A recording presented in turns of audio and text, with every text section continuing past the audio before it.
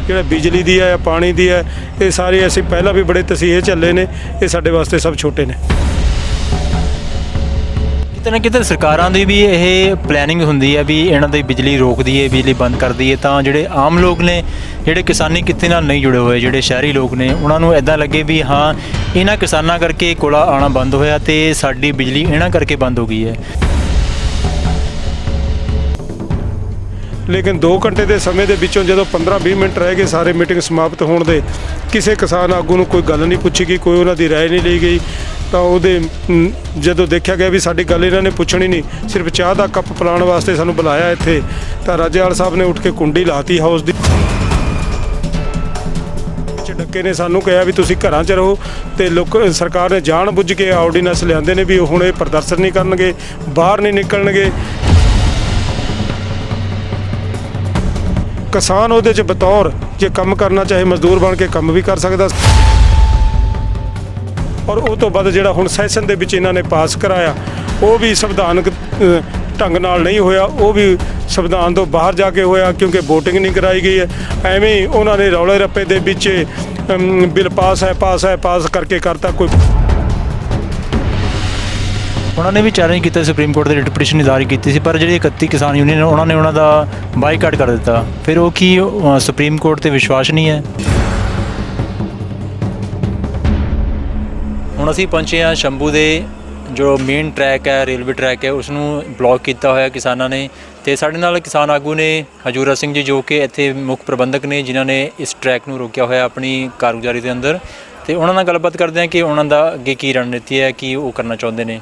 ਸਤਿ ਸ਼੍ਰੀ ਅਕਾਲ ਜੀ। ਸਤਿ ਸ਼੍ਰੀ ਅਕਾਲ ਜੀ। ਮੈਂ ਸਭ ਤੋਂ ਪਹਿਲਾਂ ਧੰਨਵਾਦ ਕਰਦਾ ਮੀਡੀਆ ਦਾ, ਕਿਉਂਕਿ ਜਿਹੜੇ ਸਾਡੀ ਹਰ ਪਲ ਦੀ ਕਾਰਵਾਈ ਨੂੰ ਲੋਕਾਂ ਤੱਕ ਪਹੁੰਚਾ ਰਹੇ ਨੇ, ਔਰ ਇਹਨੂੰ ਦੇਖ ਕੇ ਲੋਕ ਵੀ ਅਵੇਅਰ ਹੋ ਰਹੇ ਨੇ ਕਿ ਸਾਡੇ ਕਿੱਦਾਂ ਲੁੱਟ ਹੋ ਰਹੀ ਹੈ। ਸੋ ਮੈਂ ਮੀਡੀਆ ਦਾ ਬਹੁਤ ਧੰਨਵਾਦ ਕਰਦਾ ਜੀ। ਆਹ ਜਿਹੜਾ ਆਪਾਂ ਨੇ ਇੱਥੇ ਟਰੈਕ ਰੋਕਿਆ ਹੋਇਆ, ਇਹ ਜਿਹੜੇ ਆਰਡੀਨੈਂਸ 5 ਜੂਨ ਨੂੰ ਆਏ ਸੀ ਖੇਤੀ ਸੁਧਾਰਾਂ ਦੇ ਨਾਂ 'ਤੇ, ਉਹਨੂੰ ਹੁਣ ਸਰਕਾਰ ਨੇ ਇਸ ਸੈਸ਼ਨ ਦੇ ਵਿੱਚ ਕਾਨੂੰਨ ਦੇ ਵਿੱਚ ਤਬਦੀਲ ਕੀਤਾ ਹੈ, ਪਾਸ ਕਰਕੇ ਰਾਜ ਸਭਾ ਲੋਕ ਸਭਾ 'ਚੋਂ ਉਹ ਰਾਸ਼ਟਰਪਤੀ ਦੀ ਮੋਹਰ ਲਾ ਕੇ ਕਾਨੂੰਨ ਬਣ ਚੁੱਕੇ ਨੇ। ਉਹ ਕਿਸਾਨ ਦੇ ਵਿਰੋਧ 'ਚ ਨੇ, ਕਿਸਾਨੀ ਉਹਦੇ ਨਾਲ ਤਬਾਹ ਹੋ ਜਾਣੀ ਹੈ, ਔਰ ਜਿਹੜੇ ਸਾਡੇ ਅਸੀਂ ਪ੍ਰੋਡਿਊਸ ਹੈ ਉਹ ਕੌਡੀਆਂ ਦੇ ਭਾਅ ਵਿਕਣੀ ਹੈ।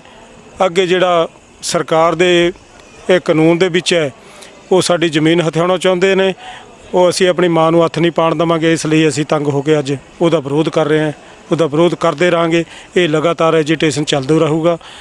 ਬੈਠੇ ਅਸੀਂ 1 ਤਰੀਕ ਤੋਂ, ਉਹ ਜਾਰੀ ਰਹੇਗਾ ਨਿਰੰਤਰ।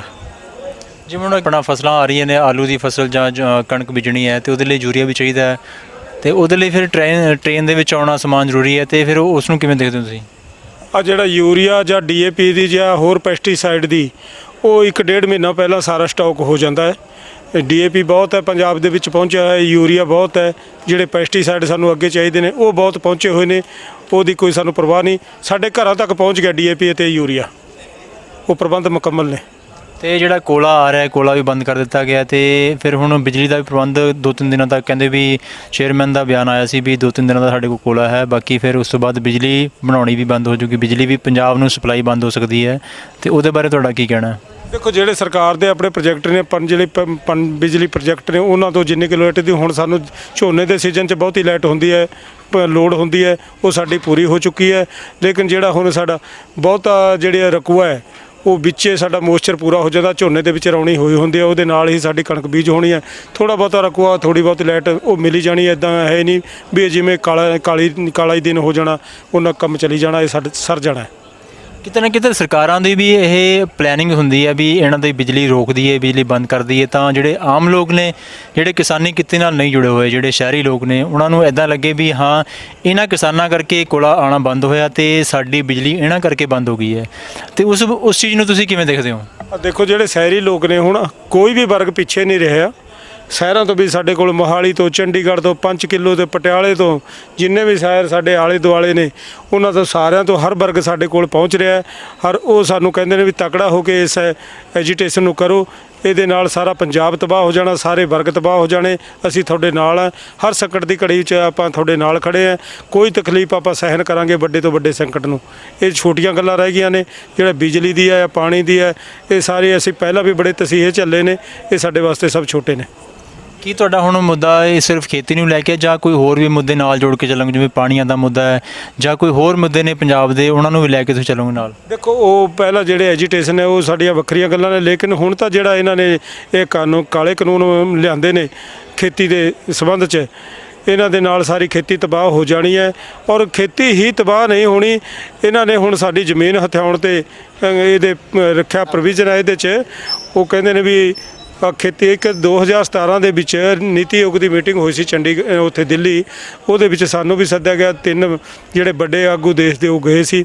ਸਾਡੇ ਪੰਜਾਬ ਤੋਂ ਬਲਬੀਰ ਸਿੰਘ ਰਾਜੇਵਾਲ, ਔਰ ਰਾਜਸਥਾਨ ਤੋਂ ਜਾਟ ਰਾਮਪਾਲ ਜੀ, ਔਰ ਮਹਾਰਾਸ਼ਟਰ ਤੋਂ ਵਿਜੇ ਦਵੰਜਿਆ ਜੀ। ਉੱਥੇ ਵੱਡੇ ਜਿਹੜੇ ਕਾਰਪੋਰੇਟ ਘਰਾਣੇ ਨੇ ਉਹਨਾਂ ਦੇ CEO ਸੀ ਵਿੱਚ, ਤੇ ਕੇਂਦਰ ਸਰਕਾਰ ਦੇ ਵੱਡੇ ਅਧਿਕਾਰੀ ਵਿੱਚ ਬੈਠੇ ਸੀ। ਉਹ ਮੀਟਿੰਗ 2 ਘੰਟੇ ਚੱਲੀ, ਲੇਕਿਨ 2 ਘੰਟੇ ਦੇ ਸਮੇਂ ਦੇ ਵਿੱਚੋਂ ਜਦੋਂ 15-20 ਮਿੰਟ ਰਹਿ ਗਏ ਸਾਰੇ ਮੀਟਿੰਗ ਸਮਾਪਤ ਹੋਣ ਦੇ, ਕਿਸੇ ਕਿਸਾਨ ਆਗੂ ਨੂੰ ਕੋਈ ਗੱਲ ਨਹੀਂ ਪੁੱਛੀ ਗਈ, ਕੋਈ ਉਹਨਾਂ ਦੀ ਰਾਏ ਨਹੀਂ ਲਈ ਗਈ। ਤਾਂ ਉਹਦੇ ਜਦੋਂ ਦੇਖਿਆ ਗਿਆ ਵੀ ਸਾਡੀ ਗੱਲ ਇਹਨਾਂ ਨੇ ਪੁੱਛਣੀ ਨਹੀਂ, ਸਿਰਫ ਚਾਹ ਦਾ ਕੱਪ ਪਿਲਾਉਣ ਵਾਸਤੇ ਸਾਨੂੰ ਬੁਲਾਇਆ ਇੱਥੇ, ਤਾਂ ਰਾਜੇਵਾਲ ਸਾਹਿਬ ਨੇ ਉੱਠ ਕੇ ਕੁੰਡੀ ਲਾਤੀ ਹਾਊਸ ਦੀ। ਤਾਂ ਉਹ ਕਹਿੰਦੇ ਵੀ ਇਹ ਕੀ ਹੈ? ਕਹਿੰਦਾ ਵੀ ਇਹ ਕੁੰਡੀ ਇਸ ਕਰਕੇ ਵੀ ਅਸੀਂ ਤੁਹਾਨੂੰ ਜਾਣ ਨਹੀਂ ਦੇਣਾ, ਤੁਸੀਂ ਸਾਡੀ ਗੱਲ ਨਹੀਂ ਸੁਣੀ। ਤਾਂ ਉਹ ਕਹਿੰਦਾ ਕੋਈ ਗੱਲ ਨਹੀਂ, ਅਸੀਂ ਤੁਹਾਡੀ ਗੱਲ ਸੁਣਾਂਗੇ। ਉਹ ਗੱਲ ਫਿਰ ਹੋਈ। ਉਹ ਉੱਥੇ ਕੀ ਸੀ ਮੀਟਿੰਗ ਦੇ ਵਿੱਚ, ਉਹ ਕਹਿੰਦੇ ਸੀ ਵੀ ਕਿਸਾਨ ਜਿਹੜਾ ਕਰਜ਼ਈ ਹੋ ਗਿਆ, ਸਾਰੇ ਦੇਸ਼ ਦਾ ਕਿਸਾਨ ਕਰਜ਼ਈ ਹੈ ਔਰ ਕਿਸਾਨੀ ਛੋਟੀ ਹੋ ਗਈ ਹੈ। ਉਹ ਕਹਿੰਦੇ ਇਹਦੇ 'ਚ ਹੋਰ ਡਿਵੈਲਪ ਨਹੀਂ ਕਰ ਸਕਦਾ।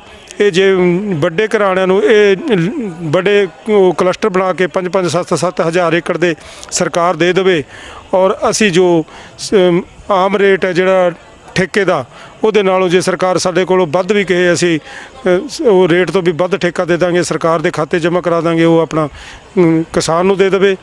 ਔਰ ਸ਼ਰਤ ਸਾਡੀ ਇਹ ਹੈ ਵੀ ਸਾਨੂੰ 50 ਸਾਲ ਲੀਜ਼ 'ਤੇ ਜ਼ਮੀਨ ਦਿੱਤੀ ਜਾਵੇ, ਔਰ ਕਿਸਾਨ ਉਹਦੇ 'ਚ ਬਤੌਰ ਜੇ ਕੰਮ ਕਰਨਾ ਚਾਹੇ ਮਜ਼ਦੂਰ ਬਣ ਕੇ ਕੰਮ ਵੀ ਕਰ ਸਕਦਾ। ਸਾਡੀ ਇੱਕ ਸ਼ਰਤ ਹੈ ਵੀ ਅਸੀਂ ਵੀ ਪੈਸਾ ਲਾਣਾ ਹੈ, ਸਾਡਾ ਵੀ ਪੈਸਾ ਸਰਮਾਇਆ ਸਾਡਾ ਸਿਕਿਉਰ ਰਹਿਣਾ ਚਾਹੀਦਾ ਹੈ, ਕਿ ਉਹ ਉਹਦੇ 'ਚ ਦਖਲ ਨਾ ਦੇਵੇ। ਇਹ ਸਾਡੀ ਸ਼ਰਤ ਹੈ। ਕਿਤੇ ਨਾ ਕਿਤੇ ਆਪਾਂ ਦੇਖਦੇ ਹਾਂ ਜਿਹੜੇ ਆਰਡੀਨੈਂਸ ਹੁੰਦਾ ਹੈ ਉਹ ਉਸ ਸਮੇਂ ਲਿਆਂਦਾ ਜਾਂਦਾ ਜਦੋਂ ਸੈਸ਼ਨ ਕਿਸੇ ਚੀਜ਼ ਦਾ ਨਾ ਹੋਵੇ, ਤੇ ਪਰ ਉਹ ਬਿੱਲ ਜ਼ਰੂਰੀ ਹੋਣ, ਵੀ ਦੇਸ਼ ਦੇ ਹਿੱਤ ਲਈ ਜ਼ਰੂਰੀ ਹੋਣ, ਤੇ ਉਦੋਂ ਆਰਡੀਨੈਂਸ ਲਿਆਂਦਾ ਜਾਂਦਾ ਹੈ। ਜਿਵੇਂ ਹੁਣ ਇਹ ਕਿਸਾਨਾਂ ਦਾ ਆਰਡੀਨੈਂਸ ਲਿਆਂਦਾ ਗਿਆ ਸਰਕਾਰ ਵੱਲੋਂ, ਕਿਉਂਕਿ ਸੈਸ਼ਨ ਨਹੀਂ ਸੀ, ਪਰ ਆਰਡੀਨੈਂਸ ਲੈ ਕੇ ਆਂਦਾ ਹੈ ਕਿਸਾਨਾਂ ਦਾ। ਤੁਹਾਨੂੰ ਕੀ ਲੱਗਦਾ ਸਰਕਾਰ ਦੀ ਕੀ ਮਨਸਾ ਸੀ ਵੀ ਇੰਨਾ ਕਿੰਨਾ ਜ਼ਰੂਰੀ ਇਹ ਆਰਡੀਨੈਂਸ ਸੀ ਜਿਹੜਾ ਇਸ ਟਾਈਮ ਲੈ ਕੇ ਆਉਣਾ ਪੈ ਗਿਆ ਜਦੋਂ ਸੈਸ਼ਨ ਨਹੀਂ ਲਾਗੂ ਸੀ? ਸਰਕਾਰ ਦੀ ਮਨਸ਼ਾ ਬਾਰੇ ਤੁਸੀਂ ਕੀ ਕਹਿਣਾ ਚਾਹੋਗੇ? ਦੇਖੋ, ਸਰਕਾਰ ਦੀ ਮਨਸਾ ਅਸੀਂ ਭਲੀ ਭਾਂਤ ਜਾਣਦੇ ਹਾਂ। ਸਰਕਾਰ ਦੀ ਮਨਸਾ ਕਿਸਾਨੀ ਦੇ ਪ੍ਰਤੀ ਬਹੁਤ ਰੁੱਖੀ ਹੈ, ਕਿਉਂਕਿ ਉਹਨਾਂ ਨੇ ਸਾਨੂੰ ਲੋਕਾਂ ਨੂੰ ਵਾਇਰਸ ਦੇ ਬਹਾਨੇ, ਚਲੋ ਵਾਇਰਸ ਹੈ ਹੀ ਸੀ ਕਿਤੇ ਘੱਟ ਕਿਤੇ ਵੱਧ, ਲੇਕਿਨ ਪੰਜਾਬ ਦੇ ਵਿੱਚ ਇਹਦਾ ਅਸਰ ਘੱਟ ਸੀ। ਉਹ ਜਿਹੜੇ ਹੋਰ ਲੋਕ ਸੀ ਉਹਨਾਂ ਨੂੰ ਵਾਇਰਸ ਦੇ ਵਿੱਚ ਪਾ ਕੇ ਉਹਨਾਂ ਨੂੰ ਉਹਦੇ ਹਸਪੀਟਲਾਂ 'ਚ ਵੀ ਦਾਖਲ ਕੀਤਾ ਗਿਆ। ਆਮ ਲੋਕਾਂ ਦੀ ਮੌਤਾਂ ਹੋਈਆਂ ਨੇ, ਉਹਨਾਂ ਨੂੰ ਵੀ ਵਾਇਰਸ ਦੇ ਵਿੱਚ ਉਹ ਕੋਵਿਡ-19 ਕਹਿ ਕੇ ਵੀ ਇਹਦੇ ਮਾਰ ਹੇਠ ਮਰੇ ਨੇ, ਉਹਦੇ 'ਚ ਪਾਇਆ, ਉਹ ਵੱਖਰੀ ਗੱਲ ਹੈ। ਲੇਕਿਨ ਜਿਹੜੇ ਆਰਡੀਨੈਂਸ ਲਿਆਂਦੇ ਨੇ, ਜਦੋਂ ਦੇਸ਼ ਦੇ ਵਿੱਚ ਆਫਤ ਆਈ ਹੈ, ਕੋਈ ਮਹਾਮਾਰੀ ਆਈ ਹੈ ਪੂਰੀ ਦੁਨੀਆ ਦੇ ਵਿੱਚ, ਇਹ ਸਰਕਾਰ ਨੇ ਕਾਹਲੀ ਦੇ ਵਿੱਚ ਬਹਾਨੇ ਦੇ ਨਾਲ ਵੀ ਹੁਣ ਲੋਕ ਘਰਾਂ ਦੇ ਵਿੱਚ ਡੱਕੇ ਨੇ, ਸਾਨੂੰ ਕਿਹਾ ਵੀ ਤੁਸੀਂ ਘਰਾਂ 'ਚ ਰਹੋ, ਤੇ ਸਰਕਾਰ ਨੇ ਜਾਣ ਬੁੱਝ ਕੇ ਆਰਡੀਨੈਂਸ ਲਿਆਂਦੇ ਨੇ ਵੀ ਹੁਣ ਇਹ ਪ੍ਰਦਰਸ਼ਨ ਨਹੀਂ ਕਰਨਗੇ, ਬਾਹਰ ਨਹੀਂ ਨਿਕਲਣਗੇ। ਤਾਂ ਉਸ ਸਮੇਂ ਇਹ ਆਰਡੀਨੈਂਸ ਲਿਆਂਦੇ ਨੇ, ਔਰ ਇਹ ਬੜੇ ਗੈਰ ਕਾਨੂੰਨੀ ਢੰਗ ਨਾਲ ਲਿਆਂਦੇ ਨੇ। ਇਹ ਜਮਹੂਰੀਅਤ ਦਾ, ਲੋਕਤੰਤਰ ਦਾ ਕਤਲ ਹੈ। ਔਰ ਉਹ ਤੋਂ ਬਾਅਦ ਜਿਹੜਾ ਹੁਣ ਸੈਸ਼ਨ ਦੇ ਵਿੱਚ ਇਹਨਾਂ ਨੇ ਪਾਸ ਕਰਾਇਆ, ਉਹ ਵੀ ਸੰਵਿਧਾਨਕ ਢੰਗ ਨਾਲ ਨਹੀਂ ਹੋਇਆ, ਉਹ ਵੀ ਸੰਵਿਧਾਨ ਤੋਂ ਬਾਹਰ ਜਾ ਕੇ ਹੋਇਆ, ਕਿਉਂਕਿ VOTING ਨਹੀਂ ਕਰਾਈ ਗਈ ਹੈ। ਐਵੇਂ ਹੀ ਉਹਨਾਂ ਨੇ ਰੌਲੇ ਰੱਪੇ ਦੇ ਵਿੱਚ ਬਿੱਲ ਪਾਸ ਕਰਕੇ ਕਰਤਾ, ਕੋਈ VOTING ਨਹੀਂ ਕਰਾਈ ਗਈ, ਉਹ ਜਵਾਨੀ ਵੋਟਾਂ ਨਾਲ ਪਾਸ ਕਰਤਾ। ਇਹ ਮਤਲਬ ਇਹ ਸਹੀ ਤਰੀਕਾ ਨਹੀਂ ਹੈ ਲੋਕਤੰਤਰ ਦੇ ਵਿੱਚ। ਅਸੀਂ ਇਸ ਕਰਕੇ ਵਿਰੋਧ ਕਰ ਰਹੇ ਹਾਂ। ਹੁਣ ਇਹਤੇ ਐਜੀਟੇਸ਼ਨ ਵੀ ਕਰ ਰਹੇ ਹਾਂ, ਨਾਲ ਉਹਦਾ ਅਸੀਂ ਪ੍ਰਬੰਧ ਵੀ ਕਰ ਰਹੇ ਹਾਂ ਕਿ ਅਸੀਂ ਇਹਨੂੰ ਲੀਗਲੀ ਤੌਰ ਤੇ ਵੀ ਚੈਲੰਜ ਕਰਾਂਗੇ ਕੋਰਟ ਦੇ ਵਿੱਚ। ਚੈਲੰਜ ਤਾਂ ਕੀਤਾ ਸੀ ਲੀਗਲੀ ਤੌਰ ਤੇ ਵੀ, ਆਪਣਾ ਯੂਨੀਅਨ ਪ੍ਰਧਾਨ ਨੇ ਉਹਨਾਂ ਨੇ ਵੀ ਚੈਲੰਜ ਕੀਤਾ, ਸੁਪਰੀਮ ਕੋਰਟ ਦੇ ਰਿਟ ਪਟੀਸ਼ਨ ਜਾਰੀ ਕੀਤੀ ਸੀ, ਪਰ ਜਿਹੜੇ 31 ਕਿਸਾਨ ਯੂਨੀਅਨ ਉਹਨਾਂ ਦਾ ਬਾਈਕਾਟ ਕਰ ਦਿੱਤਾ। ਫਿਰ ਉਹ ਕੀ ਸੁਪਰੀਮ ਕੋਰਟ ਤੇ ਵਿਸ਼ਵਾਸ ਨਹੀਂ ਹੈ? ਨਹੀਂ, ਸੁਪਰੀਮ ਕੋਰਟ ਤੇ ਤਾਂ ਨਿਆਂਪਾਲਿਕਾ ਤੇ ਅਸੀਂ ਕੋਈ ਇਹੋ ਜਿਹੀ ਗੱਲ ਨਹੀਂ ਕਰ ਸਕਦੇ। ਨਿਆਂਪਾਲਿਕਾ ਤੇ ਸਾਨੂੰ ਪੂਰਨ ਭਰੋਸਾ ਹੈ, ਲੇਕਿਨ ਜਿਹੜਾ ਉਹਨਾਂ ਨੇ ਕੀਤਾ ਹੈ ਉਹ ਸਾਡਾ 31 ਜਥੇਬੰਦੀਆਂ ਦਾ ਇੱਕ ਸੰਗਠਨ ਹੈ। ਉਹਨਾਂ ਨੇ ਆਪਣੇ ਤੌਰ ਤੇ ਬਗੈਰ ਸਾਰਿਆਂ ਦੀ ਰਾਏ ਮਸਵਰੇ ਤੋਂ ਬਗੈਰ ਉਹ ਆਪਣੇ ਬੇਸ ਤੇ ਉਹਨਾਂ ਪਾਤੀ, ਤਾਂ ਕਰਕੇ ਅਸੀਂ ਉਹਨਾਂ ਦਾ ਵਿਰੋਧ ਕੀਤਾ ਵੀ ਇਹ ਰਾਏ ਮਸਵਰਾ ਕਰਕੇ ਇੱਕ ਵੱਡਾ ਮਾਮਲਾ ਹੈ, ਪੰਜਾਬ ਦੀ ਜ਼ਿੰਦਗੀ ਮੌਤ ਦਾ ਸਵਾਲ ਹੈ, ਵੀ ਅਸਾਂ ਪੂਰੇ ਚੰਗੇ ਪੈਰੀ ਇਹ ਸਾਰੇ ਵੱਡੇ ਕਾਨੂੰਨ ਘਾੜਿਆਂ ਨਾਲ, ਵੱਡੇ ਵਕੀਲਾਂ ਦੀ ਰਾਏ ਦੇ ਨਾਲ ਹੀ ਇਹ ਪਾਉਣੀ ਹੈ। ਅਸੀਂ ਇਹ ਜਿਹੜਾ ਤੁਸੀਂ ਕੀਤਾ ਗਲਤ ਕੀਤਾ, ਇਹਨੂੰ ਵਾਪਸ ਲਿਓ। ਤਾਂ ਕਰਕੇ ਅਸੀਂ ਉਹਨੂੰ ਮਜਬੂਰ ਕੀਤਾ ਵੀ ਹੁਣ ਅਜੇ ਸਮਾਂ ਨਹੀਂ ਹੈਗਾ, ਅਜੇ ਅਸੀਂ ਐਜੀਟੇਸ਼ਨ ਕਰਾਂਗੇ।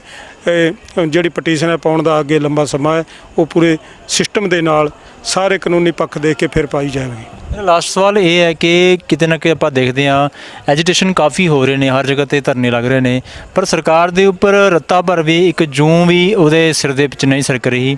ਤੇ ਹੁਣ ਅਗਰ ਉਹ ਕਾਨੂੰਨ ਨਹੀਂ ਰੱਦ ਕਰਦੀ ਤਾਂ ਕੀ ਰਣਨੀਤੀ ਅੱਗੇ ਦੀ? ਦੇਖੋ, ਇਹ ਤਜਰਬਾ ਵੀ ਹੈ, ਇਹਦਾ ਇਤਿਹਾਸ ਵੀ ਗਵਾਹ ਹੈ।